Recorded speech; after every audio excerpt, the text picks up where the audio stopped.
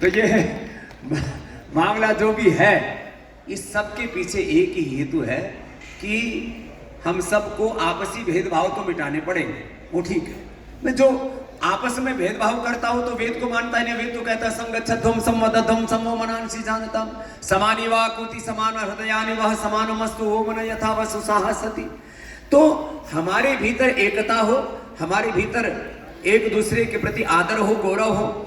हम पूज्य स्वामी महाराज जी को जब से सन्यास के पहले से भी और सन्यास के बाद भी हम अपने बड़े की तरह सम्मान देते हैं। पूज्य महाराज श्री ने कहा कि आपको इस बार तो टिटोली में आना ही है। अब यद्यपि आज मेरा भी चंडीगढ़ के बाद जैसे श्रद्धावी बहन देवप्रिया जी ने कहा, इसके बाद सोलापुर और कोल्हापुर के बाद फिर नागपुर, ये करीब 50,000 बहनों का एक कार्यक्रम है। हम तो सबको एक ही रास्ते पर बोलते हैं और ये शब्द का भेद है, तत्व का भेद नहीं है। चाहे वेद मार्ग कहो, चाहे योग मार्ग कहो, चाहे सनातन मार्ग कहो, जो सनातन शाश्वत है।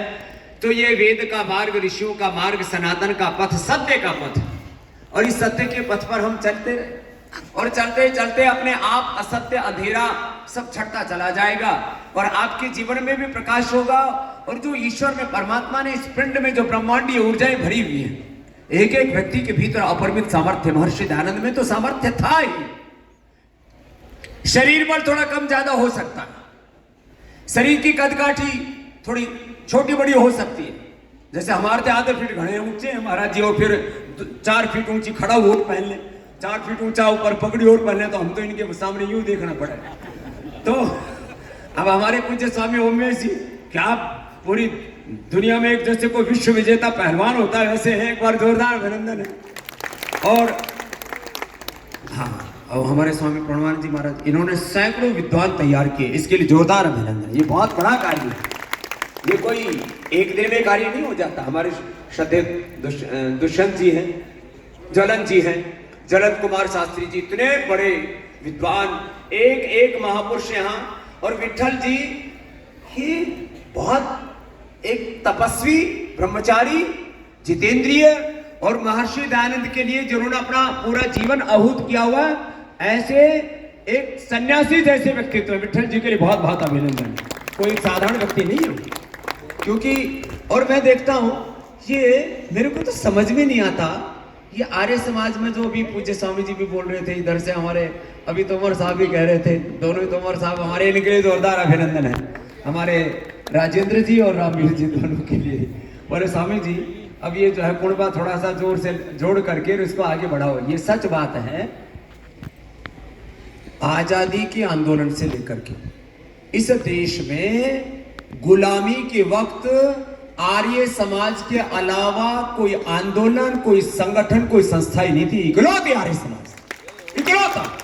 राष्ट्रीय परिप्रेक्ष्य में, सामाजिक परिप्रेक्ष्य में, देश के आजादी के आंदोलन की बात हो, ढोंग आडंबर पाखंड अंधविश्वास हो, पूरे समाज को एकजुट करने की बात हो, अस्पृश्यता से लेकर के और तमाम तरह के अंधविश्वासों से लेकर के जड़ताओं मुर्दाओं से इस देश को उभारने की बात हो, अकेले महर्षि दयानंद और उन्होंने जो हुंकार भरे, उनके पीछे उनके शिष्य चले।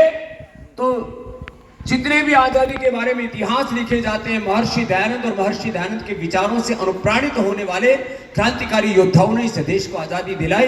तो आपको ये गर्व होना चाहिए, आज यदि भारत आजाद है तो उसमें 70 से 80% योगदान आर्य समाज का, महर्षि दयानंद का। ये सारी दुनिया मानती है, कोई हम आत्मश्लाघा, आत्म बढ़ाई, आत्म प्रशंसा नहीं कर रहे हैं ये। और इतना ही नहीं, देश का संविधान और उस संविधान के जो मूल विचारधारा है, चाहे समानता की है, चाहे एकता की है, चाहे स्वाधीनता की है, चाहे साइंटिफिक टेम्परामेंट, वैज्ञानिक दृष्टिकोण की है, और जितने भी संविधान के जो मूल मूल्य, सिद्धांत, आदर्श, नीतियां हैं।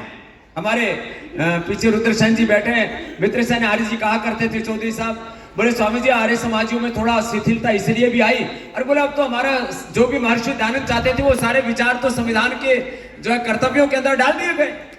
और ये सच बात है, संविधान के निर्माताओं में भी यद्यपि उसका संयोजन हमारे जो है भीमराव अम्बेडकर जी जरूर किया, लेकिन उस संविधान के अंदर जो भी उसके जो विचार हैं, संविधान के जो मूल सिद्धांत हैं, उनको भी लिखने वाले आर्य समाज के लोग थे। सारी किसी भी संदर्भ में आप देखें, देश के राजनीतिक, देश के सामाजिक, देश के आर्थिक सब प्रकार के ताने बाने को बुनने में आर्य समाज ने एक बड़ी भूमिका निभाई। आज आपको किसी भी प्रकार से कोई ये कहे कि हम कहीं पर किसी भी तरह से कमजोर हैं, एक एक व्यक्ति का ठीक पुरुषार्थ लगेगा उसमें, लेकिन हम सब मिल करके पुरुषार्थ करेंगे तो फिर से जैसा महर्षि दयानंद चाहते थे वैसी शिक्षा व्यवस्था इस देश में हम लागू करवाएंगे। अब तो उसके लिए हमने बहुत पुरुषार्थ किया, 10 वर्ष तक लगे रहे, उसके लिए आंदोलन किया लगातार, और अब गुरुकुलीय शिक्षा जिसको महर्षि दयानंद चाहते थे, अब भारतीय शिक्षा बोर्ड का इतना बड़ा विस्तार होगा कि कम से कम आने वाले समय में पहले 1-2 लाख, फिर हमारा तो संकल्प है आने वाले 5-10 वर्षों में हम 5 लाख से ज्यादा विद्यालयों में महर्षि दयानंद के विचार को लेकर, ये भारतीय शिक्षा बोर्ड का संकल्प।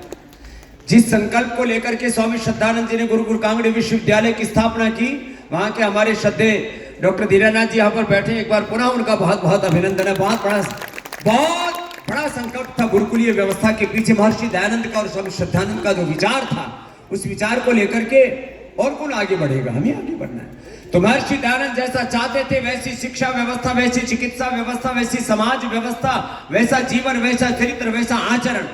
और अब तो कुछ ऐसा पागलपन सा आ गया है, इस समय तो भोगवाद की, नशा की, चरित्रहीनता की पराकाष्ठा हो रही। देश के बच्चे महाराज 6 घंटा एवरेज, गांव में 8 घंटा, शहरों में 4 घंटा, मिलाकर के 6 घंटा एवरेज भारत का बच्चा वो मोबाइल पर लगा पड़ा है। खराब कंटेंट, क्या क्या अश्लीलता और कामुकता, भोग विलास सब पूरा उसमें रचा बसा हुआ। हमने कहा भी इनको बाहर निकालना है तो एक बार अच्छा कंटेंट डाल करके देखते। मैंने 2 महीने तक एक बहुत बड़ा डिजिटल कैंपेन चलाया महाराज, और हमने करीब 50-60 वीडियो बना करके डाले। करीब 600 करोड़ बार उसके को देश के लोगों ने देखा, 600 करोड़ बार। मतलब आप समाज को यदि अच्छी बातें बताते हैं तो समाज उसको स्वीकारने के लिए तैयार भी है, लेकिन हमें उसके लिए पुरुषार्थ तो करना ही पड़ेगा। तो मैं बस अधिक ना कह करके कि जैसा महर्षि दयानंद चाहते थे, पहले खुद बढ़ जाएं, फिर अपने कुटुंब को बढ़ा लें, फिर अपने आस पड़ोस को बना लें।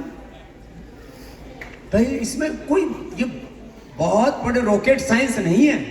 यदि हमारा जीवन आर्यत्व से ओतप्रोत होगा तो हमारा परिवार भी उस विचार संस्कार से ओतप्रोत होगा।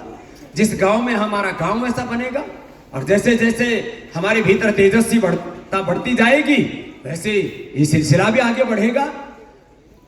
पहले कुछ लोगों ने कहा स्वामी रामदेव तो कहीं भी चले जाते हैं, हमने कहा सारी धरती हमारे भगवान की और हम भगवान के बालक हैं, हम ईश्वर की संतानें हैं, और जब ईश्वर की हम संतानें हैं तो सारे संसार में वेदों का झंडा गाड़ेंगे, योग का झंडा गाड़ेंगे, महर्षि दयानंद का झंडा गाड़ेंगे, तो लगेगा इसमें क्या। और हम जहां जाएंगे वहां वेद जाएगा, वहां महर्षि दयानंद के विचार जाएंगे। महर्षि दयानंद जैसा चाहते थे वैसा मानव बनाएंगे, मनोभव जने आदेव। तो हम सब मिल करके ऐसा पुरुषार्थ करें। किसी को यह सोचने की जरूरत नहीं है कि आपके पास संसाधन कम है। अभी तो और संभलना है, अभी तो और संभलना है, ऋषि दयानंद के सपनों को हमें पूरा करना है। अभी तो और संभलना है, अभी तो और संभलना है, अभी तो और संभलना है। आंधी वर्षा तूफानों में कभी नहीं बह खाए, जब हो संकट देश धर्म पर अपना फर्ज निभाए। प्राण भले ही जाए सतपथ से ना डिगना है, अभी तो और संभलना है, अभी तो और संभलना है, अभी तो और संभलना है। तो बहुत चारों तरफ ढोंग, आडंबर, अंधविश्वास, पाखंड ये सब है, मिटता चला जाएगा। हम चिराग बनकर के, ज्योति पुंज बनकर के आगे बढ़ते रहें। स्वस्ति पंथा मनुचरेम, ये महर्षि दयानंद ने हमारे सामने एक आदर्श रखा है, तो सारे काम पूरे होंगे। पूज्य स्वामी जी महाराज ने यह जो 3 दिन का एक चिंतन मंथन का एक अवसर दिया है, इसके पूज्य महाराज श्री का एक बार बहुत बहुत अभिनंदन है। इस आयु में भी इतनी तेजस्विता है, इतनी कर्मशीलता है, इतना पुरुषार्थ है और इतने ऊंचे संकल्प हैं। वो सारे संकल्प पूज्य महाराज श्री के पूर्ण होंगे। आप सब पूरे हरियाणा से, काफी बाहर से भी, कुछ विदेश से भी, कुछ एनआरआईज भी आए हैं और भी पूरे देश भर से आर्य समाज के जो श्रद्धेय विद्वान हैं, विदुषियां हैं, उन सब के चरणों में प्रणाम करते हुए हम सब एक राह पर आगे बढ़े।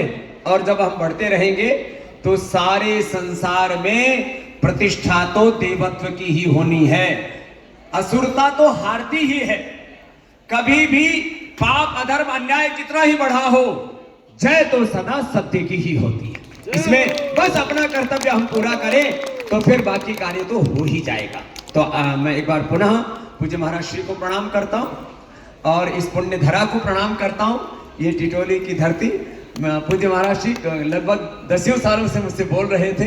ये अवसर इसी अभी बना, यद्यपि थोड़ी शीघ्रता में आ जाना हुआ, लेकिन आप सबके बीच में आकर के हम आह्लादित हैं और आप सबको पुनः प्रणाम करते हैं। पूज्य स्वामी संवेदानंद जी महाराज जी इतनी दूर से चल के आए, आपको भी प्रणाम करते हैं। और पूज्य महाराज जी ने यह जो एक बहुत बड़ी एक रूपरेखा तैयार की है कि किस प्रकार से हम पुरोहितों को, उपदेशकों को, भजनोपदेशकों को, हम जो गुरुकुल के हम परंपरा के संवाहक हैं, हम सब महर्षि दयानंद के अनुयायियों को किस प्रकार से, जैसे महर्षि दयानंद सत्यार्थ प्रकाश में अलग अलग प्रकार के जो हमारे सामने लक्ष्य रखे हैं, उनकी पूर्ति हेतु आर्य समाजों को क्या करना है।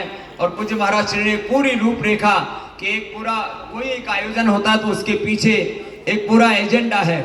हमारे ग्रामीण और पर्वतीय क्षेत्रों में, आदिवासी क्षेत्रों में, दलित वर्ग में हमें कैसे प्रचार करना है, युवा शक्ति को आर्य समाज की ओर कैसे हमें जागृत करना है। और जो महर्षि दयानंद ने जो हमें वेदों का साहित्य दिया, वेदों की परंपराओं का जो बोध दिया, उसको हमें कैसे आगे बढ़ाना है।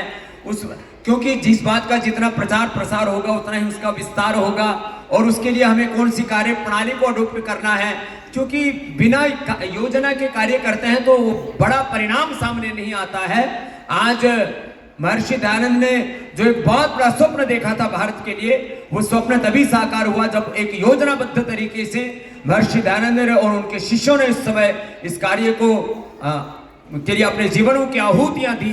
तो आर्य समाज के स्थापना के 150 वर्ष और महर्षि दयानंद के जयंती के 200 वर्ष पूर्ण हो रहे हैं। इस ऐसे में हमें इन बड़े उद्देश्यों की पूर्ति हेतु अपने अपने हिस्से की जिम्मेदारियां लेकर के इस कार्य में अपने अपने समय, शक्ति और ऊर्जा की आहुतियां ऐसे अर्पित करनी है जैसे हमारे पूज्य सन्यासियों ने और हमारे बहुत से विद्वान विदुषियों ने अर्पित की हुई है।